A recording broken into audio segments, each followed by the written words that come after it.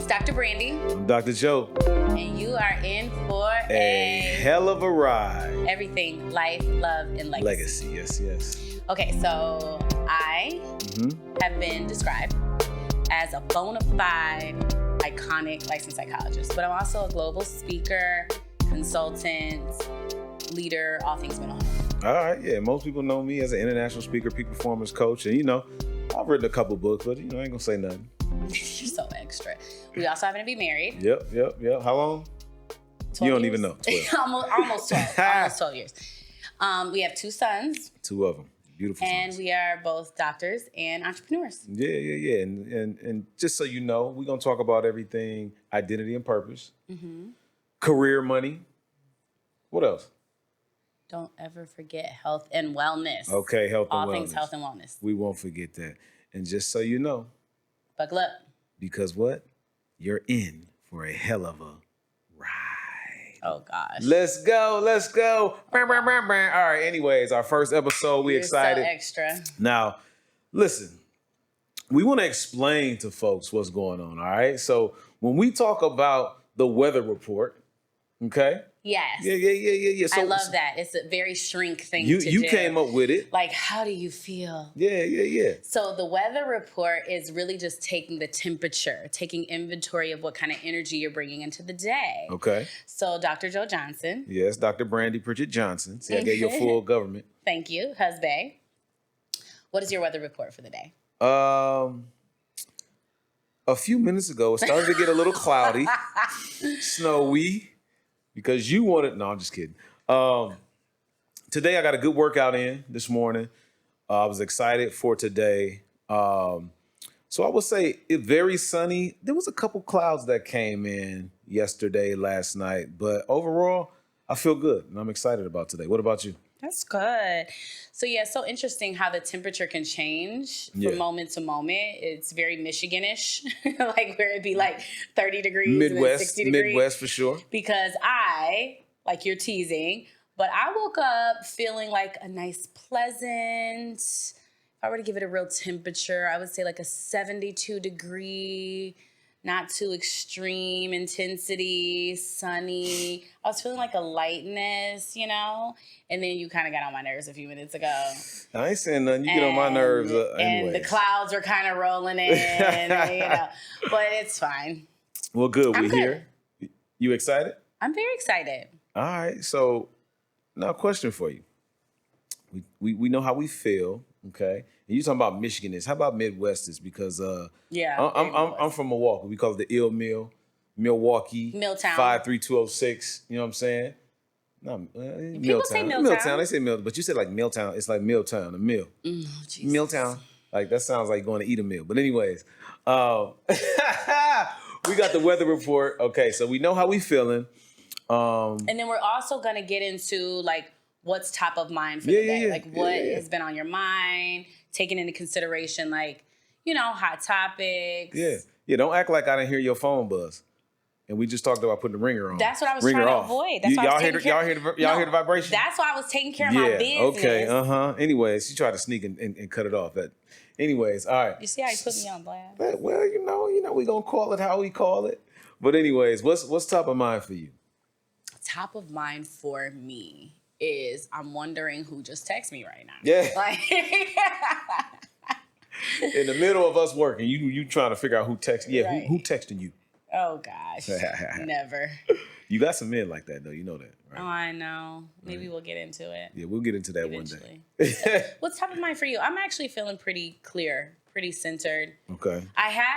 We might get into it at some point, but I had a really interesting therapeutic experience yesterday, so that's like top of mind. Okay. What's top of mind for you? Top of mind for me is. It could be anything. No.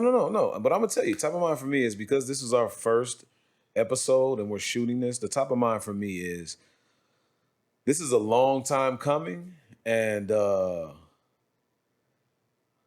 don't really get anxious too much, but there's a little like, okay, what we gonna do?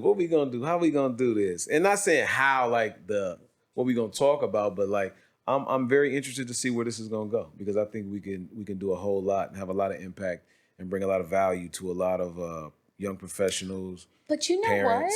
what? What? Babe, Oh, we're having a God. moment. We're working together again. We are. We haven't worked together in a like real way. That's true. In over 10 years. That's true. That's true. That's true. I need you speaking to the mic though, because you Oh, well, I was having a moment with you. Like, you know? you see, I know how to get her. Anyways, so go ahead. No, seriously. No, that's real. That's real. It's been a minute. That's a big deal for us. No, that's real. We've been through a hell of a ride. We say that we're in our third marriage. I know. Not with other people. Together. Like together. Yeah. Right, let's be clear. Yeah, some people been in their third, fourth marriage. Let's be real. And ain't nothing wrong with that. You trying to figure it out, but we all trying to figure it out. Yeah, this is my third marriage to you. Very true. Very I've chosen you 3 times. Yeah. I've chosen you 2. Then I got, well, the first one, I got bamboozled. I'm just kidding, y'all. I'm just kidding. You know, that used to really bother me when you would say that. No, because you used to really genuinely, I think, believe that I gave you an ultimatum. Now, we can get into that. We can get into that. Okay. But It makes sense. This is our introduction to the world. So let's talk about the ride.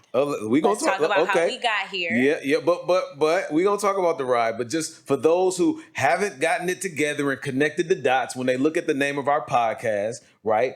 We just doing a little play on the phrase. It's been a hell of a ride. It's hell, love, a ride. Why? Emphasize the love. It's okay. It's because individuals, folks in relationships, in our careers and parenting, just throughout our lives, some of us feel like we've been through hell, right? Yeah. And at the same time, many of us have felt love. And there's a lot of love that comes to us and through us in our lives. And the reality is, whether it's our parenting, our careers, individually, whatever, it's a journey. So you go for a ride. So we named this podcast, what? Hell of a ride. Yeah. And that's what we own. Hell of a ride. Well, and it's like that, like we really want to emphasize that piece of like your independent journey. Yeah. And the collective journey. Very true. You know, like, so, because other people's hell might have a negative influence on you. And we're going to talk a little bit about that. We're going to talk a little bit about that, for sure. But we got to talk about the ride. We got to talk about how we got here, though. Okay, so how did we get here? Well, it all started. Here you go to line again.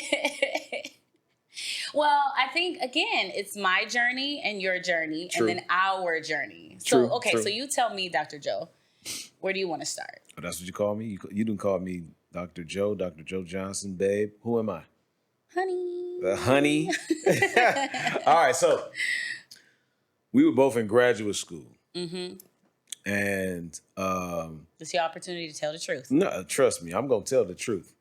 And I'll never forget. I saw you. Now, you had this long, flowy hair. Typical. Right? No, typical. What you mean? I was checking you out. I was in grad school. Like, I had barely gotten into grad school. I was there on a probationary status, but I got in because of the late great Dr. Donnie Duncan. Twinsy. Right? Oh God. And Dr. Joe Morris. I got give it me on some. probationary status too. Right? So, but I saw you and I was like, damn, okay, all right. Because, I'm coming from undergrad. I was, finished where I was working on playing football. When I decided I was done playing football, I went back to school. And when I saw you, I was like, all right. And then we met. And essentially, I was like, baby, give me your number before I don't want it no You more. always lying. What you mean? This was your chance. This was your opportunity to tell the truth. Listen, give me your number before I don't want it no more. And then what'd you do? You gave me the number. No? Who really believes this? My sons? No, check it out. Real talk. I saw her. She was cool. I had somebody at the time. And we were breaking up. Right? We were in that process of getting ready to be done with each other. And we were just cool. This was my homie. We were just cool. And I remember my sister had a party. my sister had a party. Shout out to my sister Shay. Shay Johnson. My sister had a party somewhere, and we went, and I invited you. And so my ex was there, And you came and you brought... I brought my sister. You brought Ash, right? My sister, shout out to my sister Ashley. You brought Ashley, and when we were there, we had a little section, and I did not... But wait, babe. What? But wait. What? Because it's already sounding kind of messy. All right, go how ahead. you going to be with your girl at this party and then you invite me? But no, you was my friend, though, and we... No, but this is what it was. My sister at the time wasn't 21. And it was like the only thing I could take her to. Oh, the opportunity. Okay. Yeah, so it wasn't like you just called me to come. You know, it was like I had been looking for somewhere to take my sister. I got you. That she wasn't going to have a hard time getting in. And you were like, oh, my sister's having a party. Y'all should just come through here. There you go. So you were doing a solid for a friend. It wasn't like you come just through. invited another chick. You know? I wasn't But tell them that. when it really got messy. No, Go ahead. but then it kind of turned left. But I didn't realize it turned left until after the fact. Because and so no. So sometimes yo. Don't explain it, baby. No, Just tell the story okay. first. So we're in there. We're in the section, and there were seats. Like we're sitting down right here, and I think I made my ex-girlfriend get up so you could sit down. Isn't this terrible? And I was had like, no idea. Ooh. But I didn't realize I did that. It was just kind of like me being nice. And then after the fact, she was yelling at me after we left. But then I realized, like, dang, I didn't realize I gave you her seat. Yep. Yeah, that was mad disrespectful. But that was so I'm always like, nobody better be sitting my seat. You know. Mm-mm. But that's the real story. And then me and her, we broke up. Y'all had a little incident in the club one time. My ex came through just bumping Brandi like, bah, she just kept running into me. and then Brandi threw some water on her, and then later on, no, like, I popped her. I was like, okay, but then you say I'm sorry after that. I don't believe in what did my motto always used to be? What was always my motto, babe? You tell me. No, you see, that's your way of saying you don't remember. I don't remember. Do you listen? You don't remember my motto used to always be, I won't let nobody steal my joy. Okay. Yeah. Oh, yeah. Don't let nobody steal your joy. You ever. always say that. So I will always and I don't like confrontation. Yeah. So, which isn't, And I'm okay with confrontation when there needs to be confrontation. Well, anyway. So that's not my energy, but she just kept, She was on one. She just kept. She but was I mean, on one. her feelings, like I get it now. Yeah. She, that was like a hard time. Yeah, but the blessing is now, like, I'm cool with her. Yeah, she's a beautiful woman. Yeah, she like, I done had the baddest of the baddest, but she you the baddest though. You the most beautifulest. Focus, honey. But no, we cool. There's no issues. Like, when you grow up, you learn to kind of let things go and keep it moving. Yeah, and to be a little more tactful because it wasn't the most scandalous situation to be honest, but there were some things in there that weren't very kind. That's true. So that's our ride of getting together, and then we got married. What, 2011? Mm-hmm. You're welcome. And thank you. And so and so now we're here. Almost 12 years later, but together 16 years. Mm-hmm. It'll be 17. It'll be 17 years. That's crazy. So I've been connected to you in this intimate way most of my adulthood. Yeah, same here. How does that feel? We've been through a lot. And I think that we'll get through to some of those stories, right? Yeah. Because we ain't got all day. We ain't got all day, but I'm just saying, we've been through a lot, and we're going to share some of those stories. But today, we're talking about what? The birth and rebirth. The birth and rebirth. Yeah. So let me ask you a very specific question. Okay. So we keep saying we haven't literally gotten married 3 times, but there's different eras of our marriage. Right. So tell me, what made you decide to marry me the first time? Like, why? Well, okay, I'm going to share that, but I want to even go back further. Okay. Because you heard it. It vibrated again. Yeah. Okay, it's fine. What you doing over there? All that vibration. life will throw you distractions. Kids are gonna watch this life show. will throw you distractions, and you have to choose if you are going to get, goodness. All right. sucked in. So before we get into that, like, give a little of your background. I'll give a little bit of my background, but like, I think a lot of people they see two doctors. We present well, right? But a lot of people don't know what we've been through individually and collectively. And that's not saying everything is bad, but like, give them just a little taste of like your background. I'm gonna say this because it's top of mind. I had this therapist once, years ago, and I was so offended because one day in session he asked me, he was like, "What has it been like growing up an orphan?" And I was like, what are you talking about? like what? Like what are you talking about? Yeah. And then I really, really thought about it after the fact. And I was like, dang, in the most literal sense, I was a ward of the state. Like I am kind of an orphan, I guess. And, I don't even like the connotations of that name, but we won't even get into all of that. And people don't even say orphan no more. No, they don't. It was like wrong on so many levels. Yeah. But the sentiment, like what he was really getting at was trying to penetrate my persona, like the part of me that's kind of poised and like put together and like get at my most vulnerable thing. And one of them is my mom. Some people know the story, but my mother had me 17 years old, very young mother. And to this day, I don't know who my father is. So I don't have a reference for a biological father. Right. And my mother, we had some challenging times growing up. Yeah. So, and then she passed. And then she died at 27. Yeah. And how did she pass away? She actually died. She had some kind of an injury that resulted in a blood clot. And she had a pulmonary embolism, so essentially a heart attack. Yeah. 27 years old. My sister and I are the ones that found her. Mm-hmm. And you were how old? 10. And Ash was? 5. Okay. So, and I remember it like it was yesterday. Like I can see myself like a movie. Most people describe that when they have a traumatic experience. Yeah. But I don't remember feeling trauma at that time. Like that came later. But then my grandparents took guardianship of me. And, I had a lot of great aunts and uncles. My godmother and father were active. So for this therapist to be like, kind of talking to me like that, I was like, what are you talking about? Yeah. I was like, I got Gammy, I got Granddaddy, I got, So I grew up introduced to loss in the most intimate way very, very early. Yeah. And then over the years, like really reconcile the abandonment that comes from not knowing your father and like all that stuff.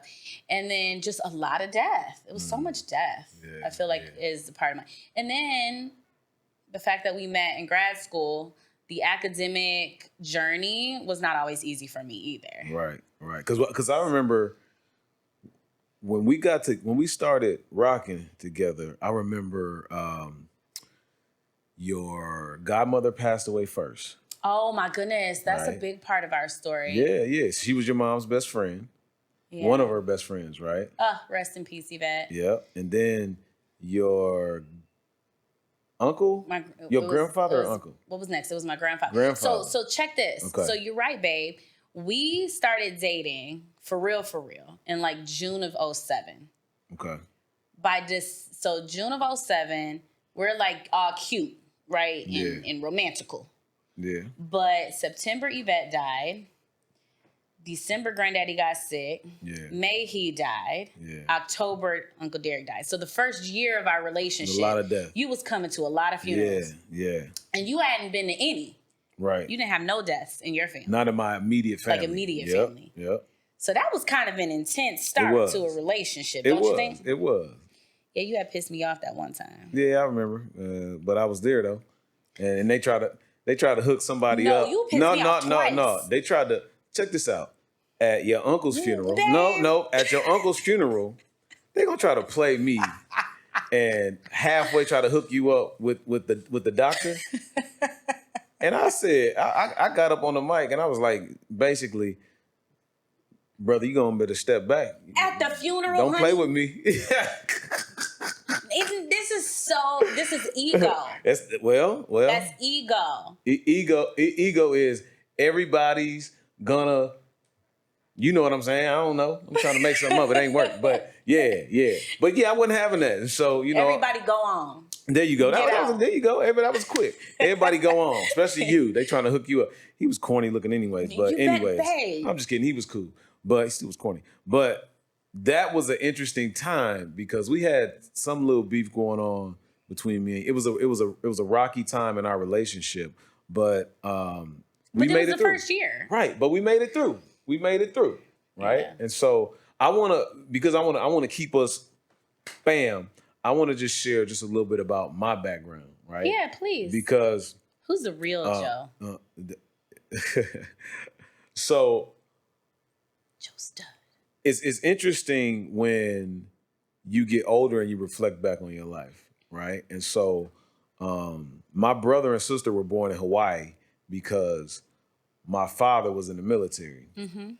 But I remember before my little brother was born, me and my sister would hear my mother and father, like they had their issues in the relationship. And I remember coming back from school one day, this is when we lived in Hawaii in elementary school, the police came and picked us up. And I'm like, what the? But anyways, my mother and father had a big fight. Mm-hmm. And so as great as my mother is, as great as my father is, I feel like I kind of grew up in a single parent home. Because I did, because they ended up getting divorced. And we lived with my father, but then I wanted to go live with my mama, right? Because there's a relationship that you have. You always want to protect your mom. You want to take care of your mom. You should use I statements. Well, for sure. I definitely always want to protect my mom. I always want to make sure she's okay. And I think what ended up happening is we moved from this military base when we were really, really young to what folks would call the inner city. Mm-hmm. You know what I'm saying? Some would call it the hood, but I always say the hood is not a place. The hood is a state of mind. That's why you have people that leave the hood, but they have the same issues, right? And so I remember my mother in this toxic relationship, and I did not, it was something that I felt. And I just remember hearing that he did something to my mother, and when he came to the house, I was getting him. And so I jumped on him, boop, boop, boop, gave him a couple combos, and then he pulled that pistol out on me. Right, so I left, right? I remember— That's tramatic. Like, how old were you? I think at that time, I was probably 16, yeah. Right?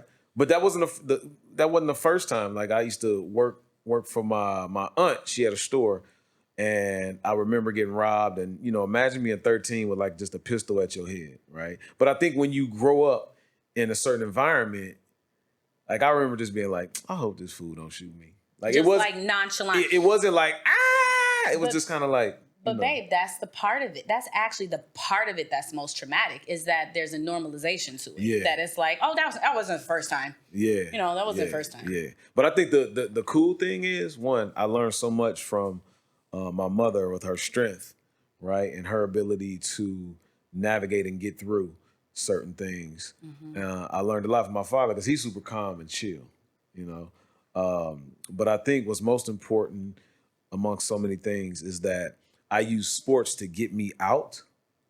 And because of my boys, shout out to my boy L House, Marcus Ivy, Phil, my cousins, Hen, DB, it helped me to navigate the environment. And we all left. All my boys, we went to school, played sports, got out of neighborhoods. You know what I'm saying? So for me, it was great to be able to have an opportunity to get away from what I didn't like. You know what I'm saying? Yeah, that from what didn't serve you. Well, really what compromised your livelihood. Yeah. Like, it's a blessing that you're still here today. For sure.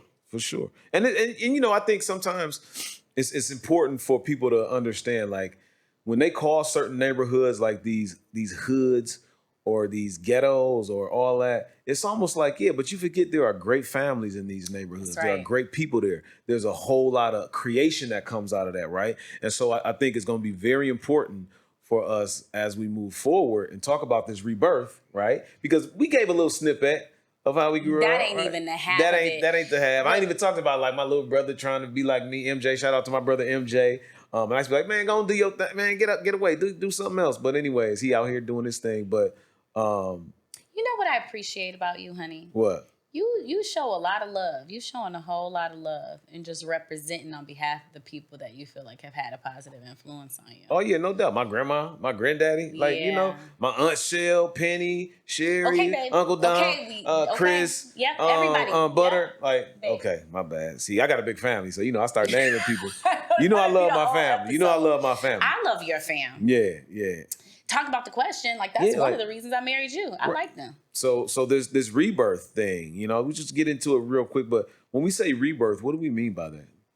Okay, but wait, you said something though What? that I think is really significant. What I say? Like you were just describing what I say.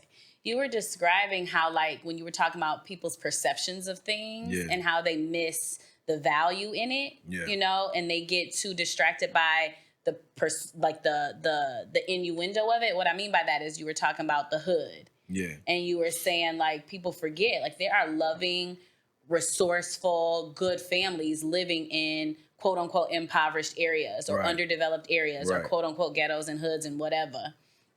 Right? Right. Yeah. Let's make sure to get that in there. And then for me, like my reaction to the therapist talking about an orphan, like I come from a family, I don't come from loss. Even though I've endured a lot of loss, I don't come from loss. Yeah. Like there's nothing to pity here. Like my family is so loving. So I never felt that. So when he said that, I was offended. Right. Just like when people say ghetto, you be offended. Yeah. You know? Yeah. Mm-hmm. Yeah. Absolutely. But anywho, what was your point We just, we gave a little bit of a snippet of our backgrounds, but like when you talk about the rebirth, like, what do you mean by the rebirth? I mean like centering myself and our marriage in a new era or an evolved era of maturity, of restored commitment, of a different form of engagement, like connection. I feel like our first marriage, the way we were connected was based upon our goals and like ambition. We like matched that energy and like we fueled each other and enjoyed each other in that way. And it was a very beautiful but superficial in some ways kind of love. Okay. I feel like our second marriage was one of responsibility and commitment. Like that's where the kids are involved. We're like really in the thick of like building our careers. So we're kind of we're like disconnected. Yeah, because that was a time where we moved and we stayed with your grandmother. Remember that? Well, yeah. We were very disconnected. Yeah, me, we were definitely disconnected. And just for clarity, I felt a certain way as a man living in your wife's grandma's in my basement? wife's grandmother's basement, as we were, even though I felt like it was the right thing to do, but it still ate at me as a man, right? And I think that caused even more friction between me and you. Well, because it caused friction within yourself. True. Right? True. And so it played out between us. Yeah. And, and then I feel like this marriage is probably the most secure one of the three, the most mature one of the three. For me, it's actually kind of the scariest one of the three, the most vulnerable one of the three. I would call this, we just got remarried in that way. Yeah. So I don't know what I would even call it. Which means we just went through something. Yeah, right. It always comes on the back of a situation. We just went through something, and we might get into that at some point. But this our third marriage, and you said the most insecure. No, I said the most vulnerable. Most vulnerable, like the okay. most kind of because it's the most like tender, the most present. Yeah. We're very much reconnected. We're like re-merging our visions. Yeah, I don't know what I would even call it. What would you call it? I would call it a hell of a ride. That's what I would call it. Why not? That's what it's been. And, I would agree. I think there's, because this is our we call our third marriage, there's so much involved from our individual work, from our work as a couple, our work as parents, our work in our careers, right? There's been so many shifts and adjustments that's happening simultaneously that it can be scary. Yeah. Right? And be beautiful at the same time. That's what we need to talk about is change and shifts, pivots. Yeah. Well, we will. And that's the reason we're here together, right? We did a lot of great work early on, but now we're here. And I think the biggest thing is this is our rebirth. Yeah, for sure. And we're sharing it with whomever is The willing to world. listen. We're sharing it with the world. So I hope they get ready. As we kind of just take this first episode, it feels, the energy in here is interesting, right? I feel a little, I'm just gonna move. I don't know the words, so I'm just gonna move, right? Okay, Magic Joe. Magic Joe. So what's your takeaway? Do you still feel nervous? Like a nervous energy?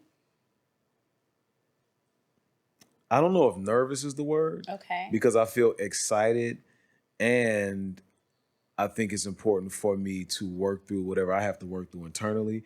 Because when you know you're doing the right thing, because I believe us getting back together and doing the right thing, one, I realize it's very therapeutic for me. Yeah. Right? And at the same time, it's very beneficial for our relationship to do more together, because we ran away from that, right? No, you did. Okay, I did, right? But I think as a man, you don't want to be with a man that doesn't feel like they're walking fully in their purpose. You know what, honey? You're right. And I think now that I think about it, that's not a fair sentiment. I think it felt like you were like running away from me, but I don't think it was that. I think you were in pursuit of you. Yeah. And I experienced that very threatening. That's very real. You know, I think that's what it was. Yeah. And, you know, when you're in it, it feels really personal. But then if you can endure it and like mature through it, then you could see it for what it is. Like, I think it was actually very necessary. I do think it was necessary. I'm really proud of you, actually. Like, so that had to happen like that. Yeah. You know? Yeah. Well. Yeah, that's true. So what's your, that's my takeaway. So, and your phone keep on ringing. We're going to put that thing on silent. I said I was iconic. All right, because we closing this thing out. What's your takeaway for today? You know. It ain't nothing but some damn, anyways. Be quiet, some spam calls. Some spam calls. Talking about you iconic. What's your takeaway for today? Somebody else said that. And I was like, what? Really? Okay. And you got 30 seconds or less. But that was my takeaway. Like, that we're here on purpose. Yeah, for sure. Everything happens on purpose. Yeah. That's it. That's my takeaway. And my takeaway is very simple. I believe, I know that us getting back together and doing more work together, I'm realizing the same way that I need the stage when I go speak, I need this. Aw, that was very affirming. I'm just letting you know. All right? So, with that said... Should we, like, kiss it out? Oh, no. Oh, okay. Just a regular. My bad. My bad. Here we go. Let's try that again. You always got to take it extra. There we go. Okay. So with that said, you know, I'm excited for you all to get with us, join us, because once again, whether you're a parent, professional, your relationship, individual, hey, this life, well, you getting taken for a hell of a ride, right? You getting taken for a hell of a ride. So buckle up. Buckle up. And tell us, you know, like... Any questions you have, stuff you want us to talk about? I'm all about the bonding. Okay, like, let's do it. I'm all about the bonding. Yeah. So we want to know, like, what... We have a lot to say. A lot. And we don't know how much of it is useful to anybody. So No. I know it's useful. Well, yeah, but, you know, I can go on a whole tangent. There you go. So it's like, tell us, what do you want to hear? What do you want to get off your chest? What would feel validating to you? Yeah. You know, join us. Join the ride. Let's do it. So, all right, holla. But holla, wait. Bye. Just so you know, all of these episodes are sponsored by the Diane Morgan Group and the Joe Johnson Group. Make sure you all go check it out. Y'all see we got merch. We got shirts. She ain't representing yet, but she got shirts, books, all kind of stuff just to help you get to your next level. Because always remember, your purpose and your profit is directly connected to your individual healing. And that's what we're doing with this podcast. So once again, this is a hell of a ride. Take care.